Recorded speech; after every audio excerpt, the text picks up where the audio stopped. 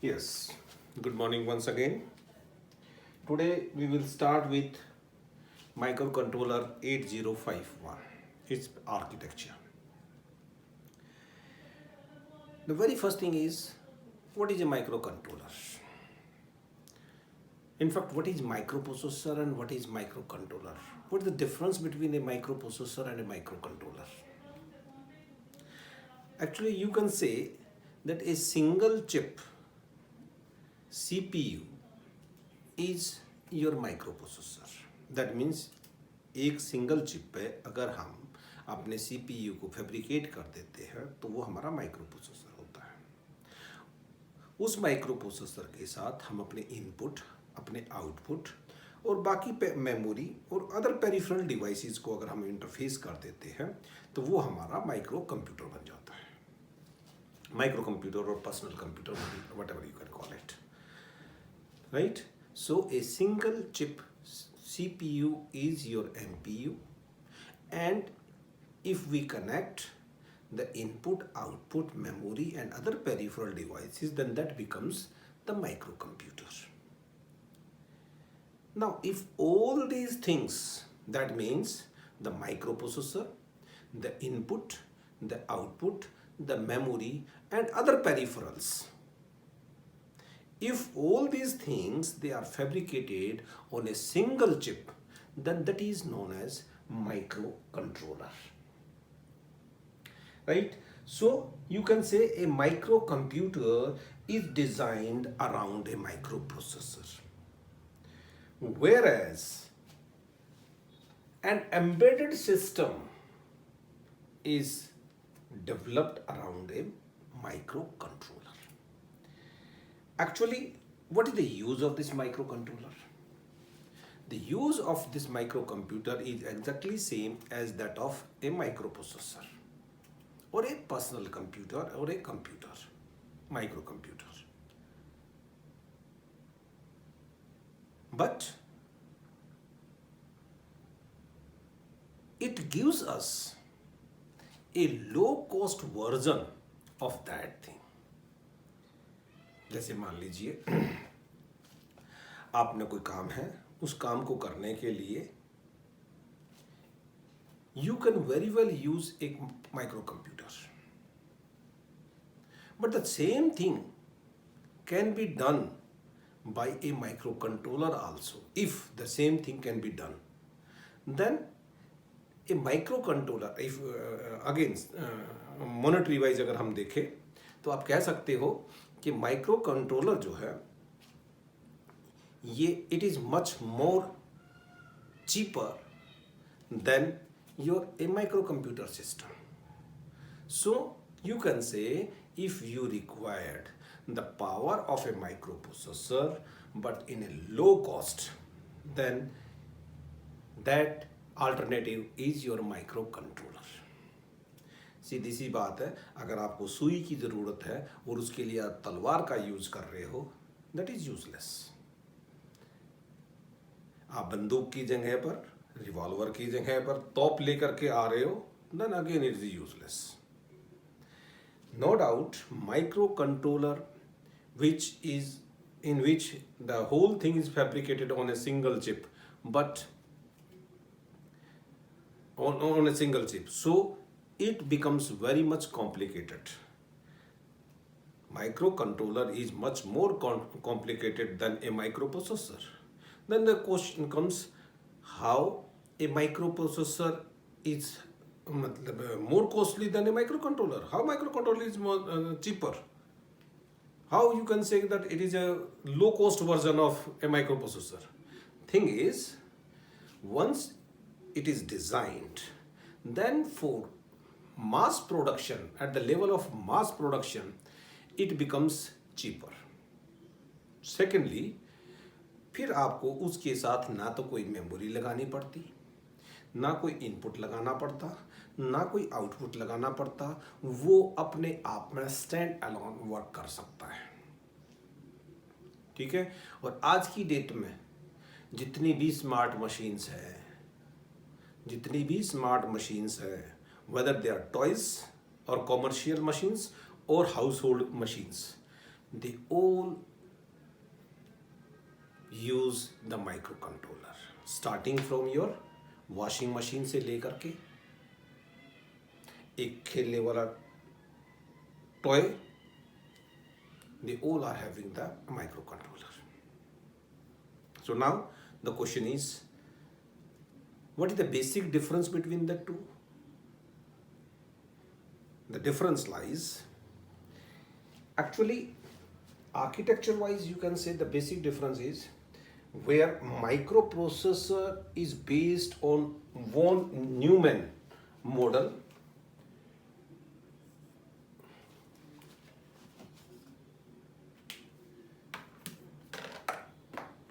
You might have von Neumann, NU and Neumann.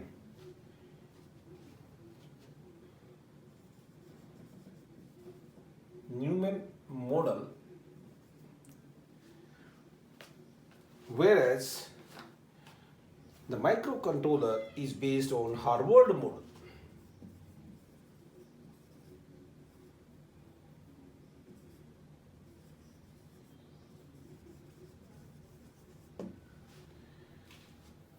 What is these two model?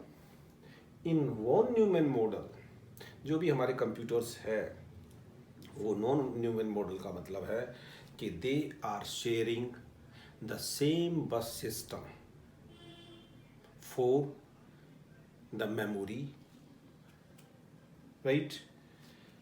Programme they are having, first of all अगर जो program और data memory, जो हम we use the word program और data memory, that is program and दूसरी होती है data memory. ये जो प्रोग्राम मेमोरी है इट इज योर रोम, और जो डाटा मेमोरी है it is your read write memory, RAM memory. तो अगर प्रोग्राम मेमोरी और डाटा मेमोरी दोनों के दोनों एक ही सिस्टम बस से एक्सेस की जाती है, then that is your von Neumann model, और जिसके बेसिस पे कि माइक्रो प्रोसेसर काम करता है.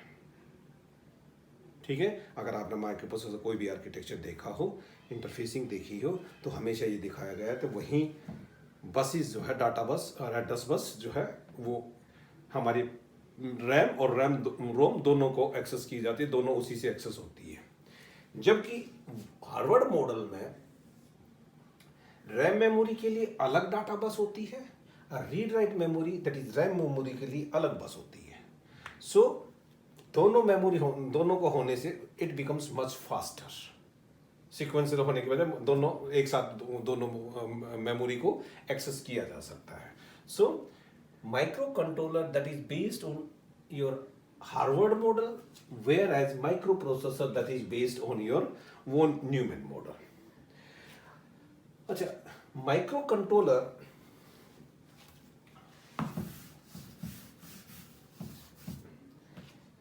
ये हमारा माइक्रोप्रोसेसर, ये मेरा माइक्रो कंट्रोलर, राइट? जहाँ तक बात माइक्रो प्रोसेसर की है कि मेमोरी और आईओ डिवाइसेस वो एक्सटर्नली कनेक्टेड होते हैं. ठीक है, मेमोरी और आईओ डिवाइसेस वो एक्सटर्नली कनेक्ट होते हैं, जबकि माइक्रो कंट्रोलर के अंदर मेमोरी भी, प्रोग्राम मेमोरी भी, डाटा मेमोरी भी और आईओ डिवाइसेस भी, आईओ पोर्ट्स भी वे इसके अंदर इनबिल्ट होते हैं. जैसे कि बेसिक डेफिनेशन में कहा था, memory and IO they are inbuilt, built on a single chip, then it is your microcontroller. So hence they are having here the IOs and memory, वो inbuilt है. इसमें IO and memory they are not inbuilt, they are external, you can say external. यहाँ पर दोनों के दोनों internal होती है. बेसिक डेफिनेशन ही ये कह रहा है. ठीक है, दोनों रैम एंड रोम, मेमोरी का मतलब यहां पर दोनों program and data memory, that is ROM and RAM, दोनों इनबिल्ट होती है. ठीक है। नो डाउट अगर ज़रूरत पड़े, नो डाउट अगर ज़रूरत पड़ती है, system to system, requirement to requirement, हम एक्सटर्नल भी कनेक्ट कर सकते हैं, mind it.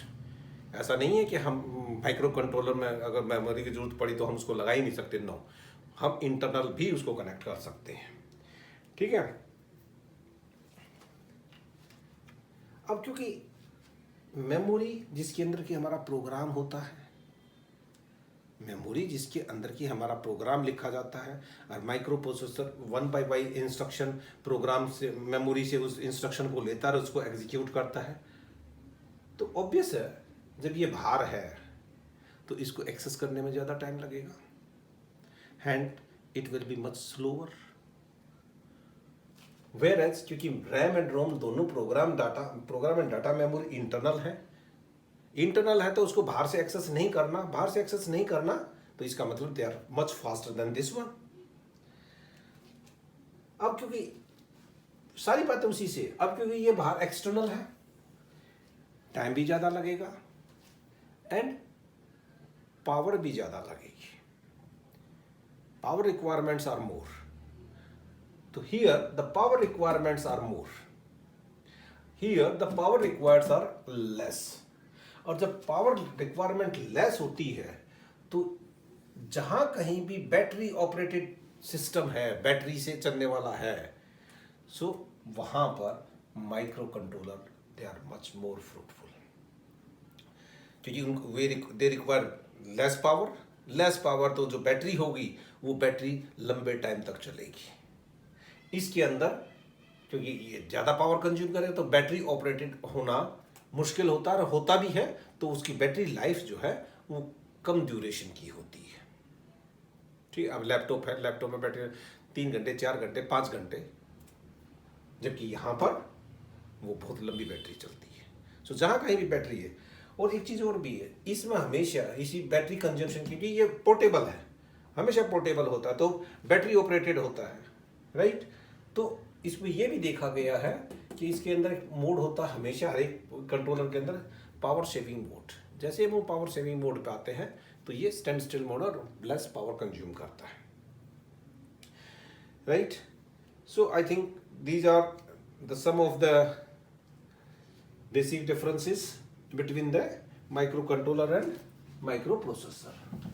The basic hardware wise basic is कि भाई सारी चीज़ें इसके अंदर इनबिल्ट होती है, और डाटा और प्रोग्राम मेमोरी दोनों इसके अंदर होती है, आईओस भी अंदर होती है, और प्रोग्राम और डाटा मेमोरी दोनों के लिए ही इसके अंदर अलग से सेपरेट हमारा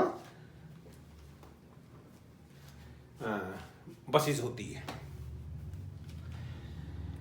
ना बात करें 8051 की, 8051 is Intel microcontroller designed by Intel corporation again, और ये 8 बिट का माइक्रो कंट्रोलर है, ठीक है। It's an 8 bit micro controller. इस माइक्रो कंट्रोलर में इनपुट भी होते हैं, मेमोरी भी होती है। डाटा मेमोरी की जहां तक बात करें, डाटा मेमोरी ये 128 बाइट की डाटा मेमोरी होती है, बाइट्स ओनली। प्रोग्राम मेमोरी की बात करें तो ये 4 किलोबाइट की मेमोरी होती है, ठीक है। इसके अलावा इसमें 4 आईओ पोर्ट्स होते हैं, दैट मीन्स एक साथ 4 आईओ डिवाइसेस आप इसके साथ कंट्रोल कर सकते हैं, लगा सकते हैं, इंटरफेस कर सकते हैं, ठीक है। 4 पोर्ट होते हैं bidirectional, all are bidirectional ports, ठीक है भाई। प्रोग्राम काउंटर होता है 16 बिट का, स्टैक पॉइंटर होता है 8 बिट का, राइट। इसके अंदर 21 स्पेशल फंक्शन रजिस्टर्स होते हैं, we call them special function. 21 registers होते हैं, जैसे माइक्रो प्रोसेसर में 8085 में ABCDEHL रजिस्टर थे, ऐसे ही यहाँ पर 21 स्पेशल फंक्शन रजिस्टर्स होते हैं। मतलब डाटा रजिस्टर नहीं, एड्रेस रजिस्टर नहीं, एड्रेस रजिस्टर तो ये 2 हो गए, डाटा रजिस्टर नहीं, स्पेशल फंक्शन रजिस्टर, ठीक है। जो जिनके स्पेशल फंक्शन होते हैं, टाइमर को कंट्रोल करने के, इंटरप्ट को कंट्रोल करने के, flag register, accumulator, B register, that's so many, timer control करे, सीरियल कम्युनिकेशन को कंट्रोल करने के लिए, मोड सेट करने के लिए, इंटरप्ट के लिए, they are different type of interrupt registers are there and they are known as special function register. 21 special function registers होते हैं। अच्छा, इसके अंदर 16 बिट के 2 टाइमर होते हैं, 16 बिट के 2 टाइमर होते हैं, टाइमर या काउंटर जो भी आपका हो, राइट। और इसके अंदर UART होती है, universal asynchronous receiver transmitter. That means serial mode को ऑपरेट करने के लिए, इसके अंदर UART होती है। और 3 इंटरनल और 2 एक्सटर्नल इंटरप्ट्स होते हैं। That means there are 5 different type of interrupts available. और ये 8051 अपनी मेमोरी को, अपने रजिस्टर्स को, अपनी मेमोरी को और अपने रजिस्टर्स को बाइट फॉर्मेट में एड्रेस कर सकती है और बिट फॉर्मेट में एड्रेस कर सकती है। That means the various, there are so many registers and memory locations which are bit addressable as well as byte addressable. What is the difference between bit and byte addressable? Bit addressable means किसी register की individual bit को भी, जैसे मान लीजिए A register है, ए register को as a register भी हम यूज कर सकते हैं कि भाई ए के डाटा को ये करो, ए के डाटा को वो करो, कोई भी अर्थमेटिक लॉजिकली, या ये भी कि ए रजिस्टर की जो ए 3 बिट है 0 1 2 3, ए रजिस्टर की ए 3 बिट को सेट कर दो या रीसेट कर दो, या ए 3 बिट को और कर दो, या ए 3 बिट को एंड कर दो, या ए 3 बिट को एक्सोर कर दो। दैट मीन्स तब हम कहेंगे कि ये ए रजिस्टर है, ये बिट एड्रेसेबल भी है और बाइट। दैट मीन्स हम इसकी इंडिविजुअल बिट को भी एड्रेस कर सकते हैं अपने प्रोग्रामिंग में, और एज ए होल रजिस्टर को भी एड्रेस कर सकते हैं। So there are so many registers or various registers inside this, and various memory location of 8051, they are bit as well as byte addressable. ये bit addressable वाली facility micro processor ना तो 85 में थी ना 86 में थी, बल्कि 85 में तो हमें बिट को, इंडिविजुअल बिट को डील करने के लिए SMC सेट कैरी और CMC कॉम्प्लीमेंट कैरी नाम की थी इंडिविजुअल बिट को वो करने के लिए, राइट। सो इंडिविजुअल बिट को हम वो नहीं कर सकते थे, एक्सेस नहीं कर सकते थे उन माइक्रो प्रोसेसर्स में, बट यहाँ पर इंडिविजुअल बिट को भी हम एड्रेस, इंडिविजुअल बिट लोकेशंस को भी हम उनके एड्रेस से यूज कर सकते हैं, right? So these are the various features of 8051. Now come to the block diagram of 8051. अगर हम एक ब्लॉक डायग्राम की बात करें, right? So we can draw it like this. If this is our central line, central bus, central data bus, you can see this central data bus, it is associated with, first of all, an oscillator,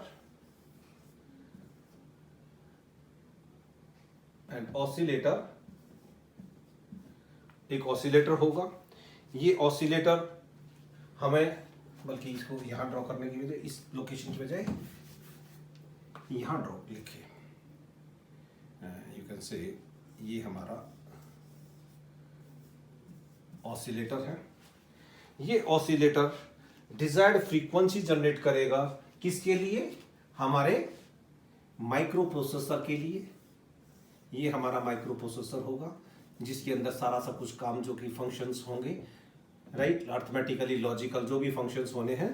so this oscillator is connected to this your microprocessor, और the CPU of it, you can say it is developed around the microprocessor के साथ अगर हम वो कर दें, so that is either you can call it a micro MPU or you can call it the CPU for this one, right?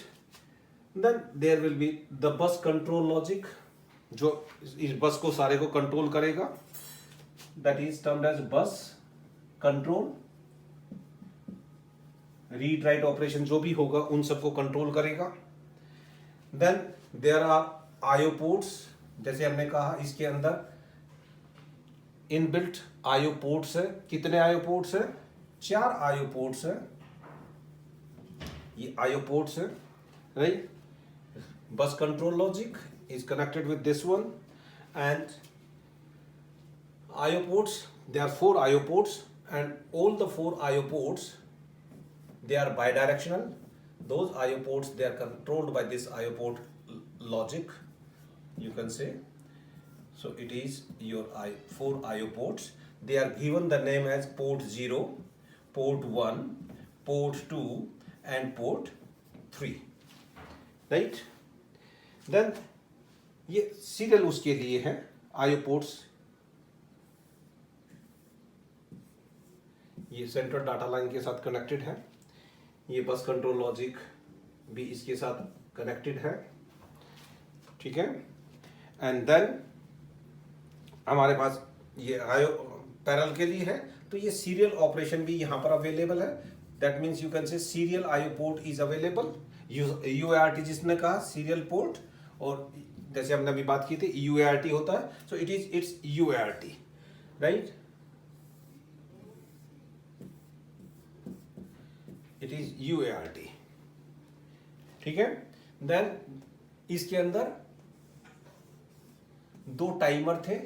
They are known as timer 0 and timer 1.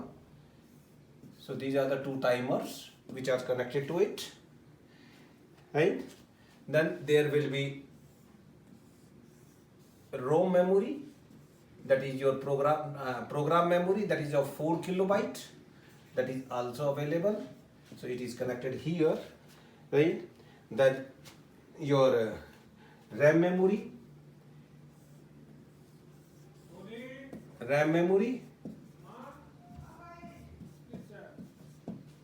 then it is RAM memory. Then your registers, 21 special function registers are there, right. And then जैसे कि बात कही थी interrupts है, सो interrupt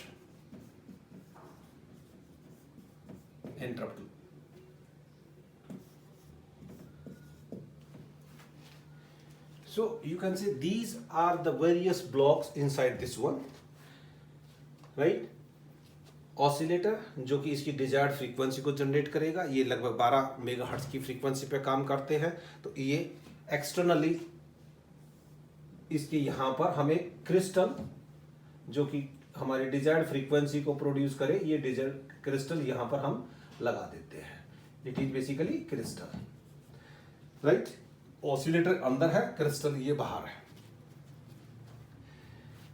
बस control को करने के लिए एक्सटर्नल सिग्नल्स हम देते हैं. दो external signals they are named as, पहला सिग्नल है ईए एक्सटर्नल एक्सेस, दूसरा सिग्नल है आरएसटी रीसेट करने के लिए आरएसटी, ठीक है. तीसरा सिग्नल है PSEN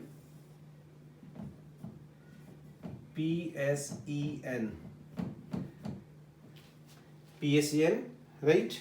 It is basically bar. And fourth is your ALE. अभी इनके बारे में बात करते हैं. EA that is external access. जब कभी भी एक्सटर्नल मेमोरी को एक्सेस किया जाएगा तो इस सिग्नल को हम जनरली वो करते हैं.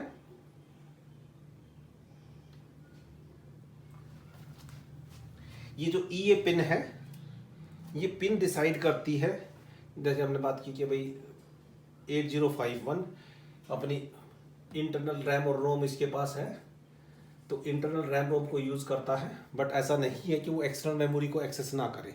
तो एक्सटर्नल मेमोरी को भी एक्सेस कर सकता है, एक्सटर्नली भी हम मेमोरी इंटरफेस कर सकते हैं। अगर एक्सटर्नल मेमोरी हमने लगा रखी है तो ये ई ए पिन जो है वो वहाँ पर ई ए और PSEN बार, ये दोनों पिन काम आती है। ई ए का मतलब है हमने एक्सटर्नल मेमोरी लगा रखी, प्रोग्राम मेमोरी लगा रखी है।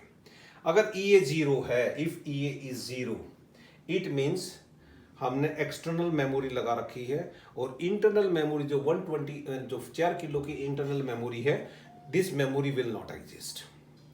अगर ई ए 1 है, इसका मतलब है इंटरनल मेमोरी एग्जिस्ट करेगी, पर अगर इससे ज़्यादा चाहिए तो फिर हम एक्सटर्नल 60 वो जा सकते हैं। एक्सटर्नली हम 8051 के साथ 64 किलो प्रोग्राम मेमोरी और 64 किलो ही डाटा मेमोरी इंटरफेस कर सकते हैं। We can interface total 128 byte of memory with 8051। 128 में से 64 किलो प्रोग्राम मेमोरी होगी, 64 किलो डाटा मेमोरी होगी। हमारे ऊपर डिपेंड करता है, हमने एक्सटर्नल प्रोग्राम मेमोरी कनेक्ट करनी है, we can connect it.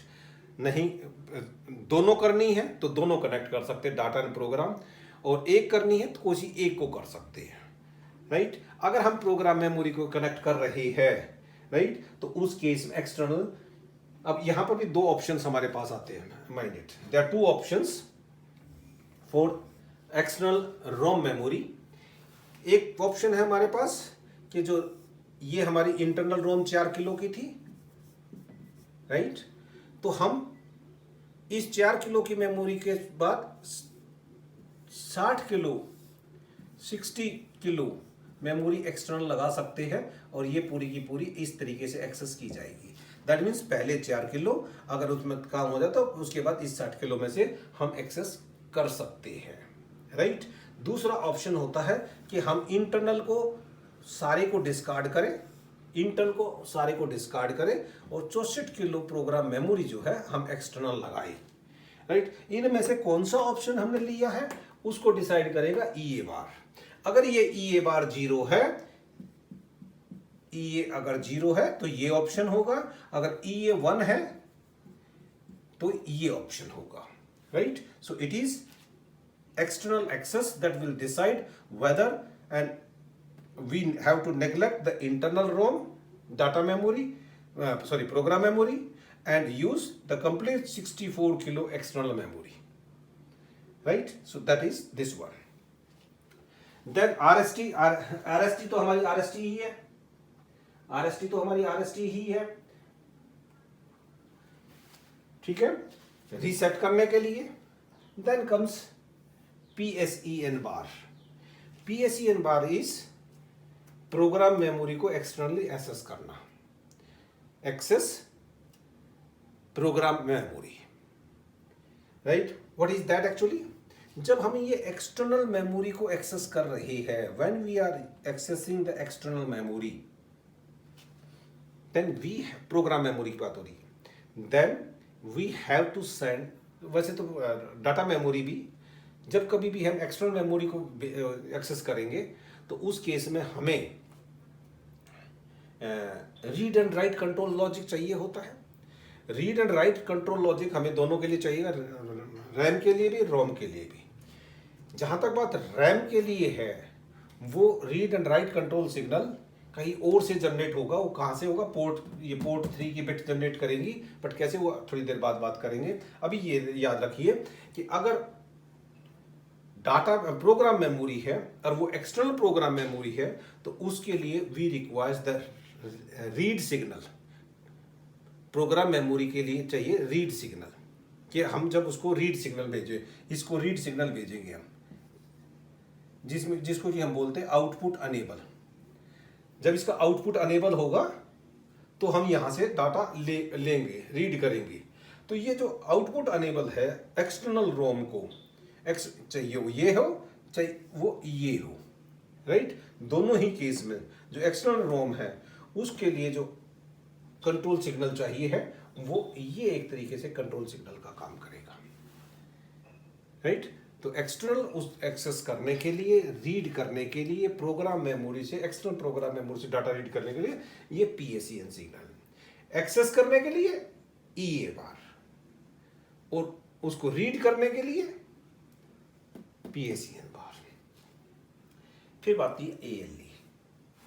ALE signal is exactly same as that of 8085 or 8086, that is address latch enable।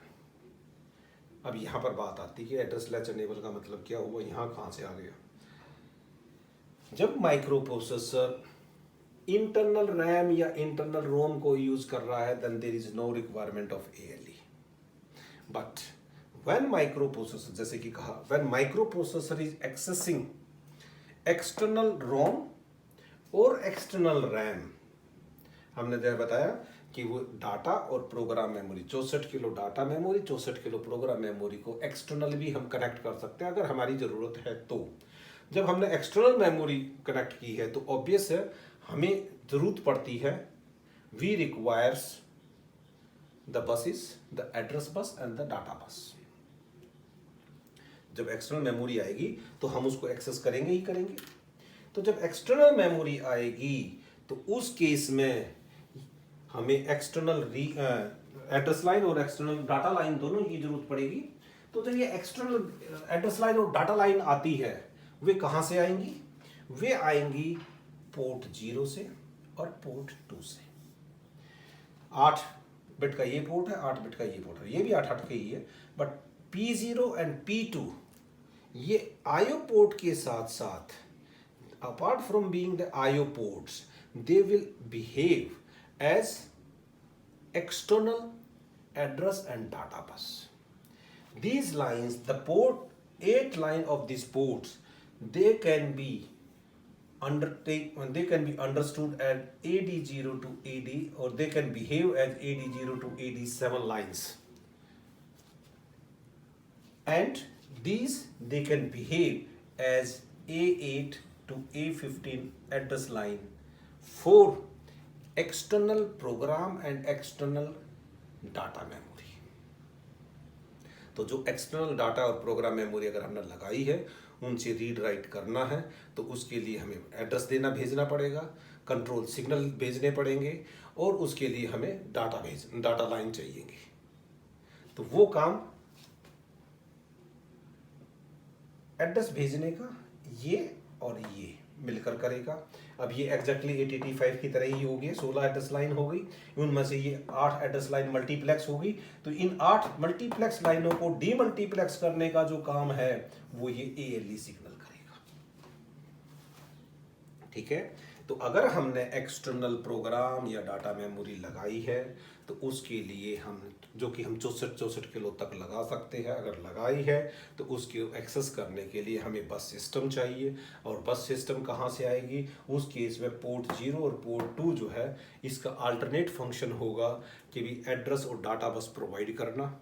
इनमें से पोर्ट 0 की जो लाइनें हैं, 8 लाइनें, वो मल्टीप्लेक्स एड्रेस ऑब्लिक डाटा के तौर पर काम करेंगी, और ये हायर ऑर्डर एड्रेस लाइन की तरह काम करेंगी, और उस इन लाइनों को डीमल्टीप्लेक्स कराने के लिए ALE सिग्नल का यूज होगा। Right? So it is your what you से external program and data memory access, and for that the signal requirement. Now these are the 4 IO ports। ये 4 IO ports जो है ना 8-8 बिट के हैं, इनके थ्रू कोई भी IO डिवाइस सीधे कनेक्ट कर सकती है। हम जैसे IO इंटरफेसिंग की थी, मेमोरी के IO इंटरफेसिंग करी थी हमने, व्हाट यू से 8085 के साथ और 8086 के साथ। तो हमने क्या जरूरत पड़ी थी? हमने या तो लैच लगाया था या 8255 लगाई थी। तो अब उन चीज़ों की, लैचेस की, बफर्स की, 8255 की, उन सब की कोई ज़रूरत यहाँ पर नहीं है। हमें सीधे ये 8 बिट का पोर्ट है मिला, इसके साथ हमने अपनी कोई भी IO डिवाइस लगा दी, चाहे A to D कन्वर्टर हो, D to A कन्वर्टर हो, या कोई और स्टेपर मोटर हो, व्हाटएवर इट बी, कीबोर्ड हो, कोई और डिस्प्ले हो, कुछ भी हम यहाँ पर इन चारों के साथ 8-8 बिट का कोई भी इनपुट डिवाइस लगा सकते हैं, कोई भी आउटपुट डिवाइस लगा सकते हैं। ये इन apart from being the IO ports, इनमें से P1 को छोड़ करके, apart from P1, all these 3 ports they have their alternate functions also. इनमें से P0 और P2 की बात हमने कर ली, to provide address and the data bus, multiplexed address data bus and higher order address bus, ये प्रोवाइड करते हैं। और जहाँ तक बात P3 की है, ये जो P3 का पोर्ट है, इसकी 8 लाइनें जो है वो 8 अलग अलग हमारे सिग्नल्स जनरेट करती है, 8 अलग अलग सिग्नल जनरेट करती है, जो कि और फंक्शंस के लिए हमें यूज होगा। So the individual bit of this P3 port, they are use, they behave to represent different signals। कौन कौन सी मैं यही लिख देता हूं। P3 पोर्ट की 0 bit, we call them P3.0, P3.1, P3.2, P3.4, P3.5, P3.6, P3.7, 6, 7, 0, 1, 2, 3 कहाँ गया? It is 3, it is 4, it is 5, it is 6 and it is P3 7। ये 8 लाइन हुई पोर्ट P3 की। तो ये पोर्ट P3 की 8 लाइन अलग अलग फंक्शन कैरी करने के लिए काम करेंगी। P30 RxD की तरह काम करेगी एंड P31 TxD की तरह काम करेगी। What is this? RxD and TxD, they are the serial control signal, serial port, received, serial receive, serial transmit। जैसे कि हमने कहा द सीरियल पोर्ट है, इस सीरियल पोर्ट में serial bit by bit data जा सकता है, बिट बाय बिट आ सकता है, दैट मीन सीरियल कम्युनिकेशन हो सकता है। तो सीरियल कम्युनिकेशन होगा तो इसके लिए एक बिट जाने के लिए होनी चाहिए, एक लाइन आने के लिए हो। वे लाइन कहाँ से आएगी? ये पोर्ट 3 की बिट का ये काम करेगी। They will do the port 3 bit, port 3 bit के ये काम करेंगी। आप इसको इस तरीके से कह सकते हो कि यहां से ही ये इस पोर्ट 3 से ही ये इस टाइप से आएगी। ये रिसीव्ड एंड ये transmit. So this two they will send और receive 2 pins for transmitting serially or receiving serially bit by bit। That function, that lines, they are used of the port P3 की 0 और 1 वाली bit use करेंगे। उसके बाद ये INT0 और ये INT1 का काम करेगा। What is this INT0 and INT1? जैसे कि हमने कहा था इस ये 8255 will have 8051 that have 2 hardware interrupt, 2 external मतलब hardware, 2 hardware interrupt and 3 internal interrupt. तो वो जो 2 हार्डवेयर इंटरप्ट आएंगे तो उसके लिए हमें पिन चाहिए, उसके लिए सिग्नल चाहिए। तो वे कहाँ से आएंगे? वे पोर्ट P3 की दूसरे P3.2 और P3.3 पिन जो है वो 2 इंटरप्ट सिग्नल्स के लिए यूज होंगे। That means if external device wants to interrupt 8051, then it can either interrupt through this pin or interrupt it through this pin। So these are the 2 hardware interrupts on 8051। and ये signal ultimately कहाँ है? ये interrupt के यहाँ पर है। You can say INT0 and INT1, दो ये अलग से लाइन नहीं आई है, ये इसी P3 की बिट अल्टरनेट बिट है। इस बात का ध्यान रखना, दे आर नॉट अलग से पिन है, आप ये समझे कि वो सेपरेट पिन है। So interrupt। Then next 2 lines pins, they are T0 and T1, T0 and T1। T0 and T1 क्या है? जैसे कि हमने कहा था इसके अंदर 2 टाइमर काउंटर है, टाइमर काउंटर 0, टाइमर काउंटर 1। ये जो टाइमर काउंटर 0, टाइमर काउंटर 1 है, these 2 timer counter 0 and timer counter 1, ये कहां से इनिशिएट होंगे, कहां से इनको सिग्नल मिलेगा? उनको सिग्नल मिलेगा ये 2, और ये सिग्नल कौन सी लाइन से मिलेंगे? पोर्ट 3 की 3.4 और 3.5 पिन के through. So actually it is your T0 और इट इज T1।